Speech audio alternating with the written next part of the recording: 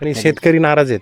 शेतकरी नाराजचं काय आता थोडंफार होतच असतं मागं पुढं, नाराज पण असलं तरी मतदान केलं पाहिजे तुमच्या नाही पक्षाला. ना, नाराज नाहीतच ह्यावेळेस. कांद्याला बाजार नाही. हा, मागच्या लोकसभेला होते नाराज, पण 8 रुपये किलोनी कांदा चालू आहे. आता आम्ही राहुरी बाजार समितीत गेलो होतो. 8 रुपयांनी कांदा घालायला परवडेल का? नाही ना, शेतकऱ्याला नाही परवडणार, पण त्याचं काहीतरी कमी जास्त होणारच असतं ना. जास्त उत्पन्न झाल्यानंतर घट कमी जास्त भाव शरद होतोच. पवारांना शेतकऱ्यांचा नेता म्हणतात.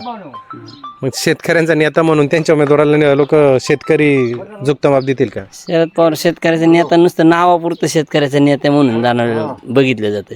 बाकीचं एवढ्या दिवस सत्ता होती त्यात काय शेतकऱ्याचं काय एवढं काय म्हणावं. कर्जमाफी केली त्यांनी, मग यांनी पण केली 3 वेळेस. पण आता कुठं काय जाहीर झाली? आता जाहीर झालीच आणि आता होणार पण आहे. हा, पण नुसती जाहीर झाली. मागची जी जाहीर केली होती मुख्यमंत्री फडणवीस साहेबांच्या काळात ती पूर्ण झाली नाही. आता जाहीर केली, त्याच्या अटी शर्ती सांगितल्या नाहीत. मागची बी पूर्ण झालेली आहे. नंतर काही लोकांचे राहिलेले सुद्धा आता जमा झालेत परत. 50-50 हजार जे रेग्युलर होते त्यांची पण जमा केली. आताची सांगितली नाही. मग आताची जाहीर केली ना, आता होणार. शरद पवारने ज्यावेळेस दिली होती त्यावेळेस कोणत्याच अटी टाकल्या नव्हत्या. नाही, मग अटी त्यावेळेस होते एकरी 5,000 रुपये 3,000 रुपये एकरी शेतकऱ्याला कर्ज होतं. ह्यावेळेस आता एकरी 40,000 रुपये शेतकऱ्याला कर्ज आहे.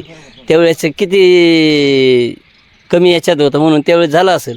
पण आता ह्यावेळेस कर्ज वाढ झाल्यामुळं निम्म्याने त्या हिशोबाने कर्जमाफी ही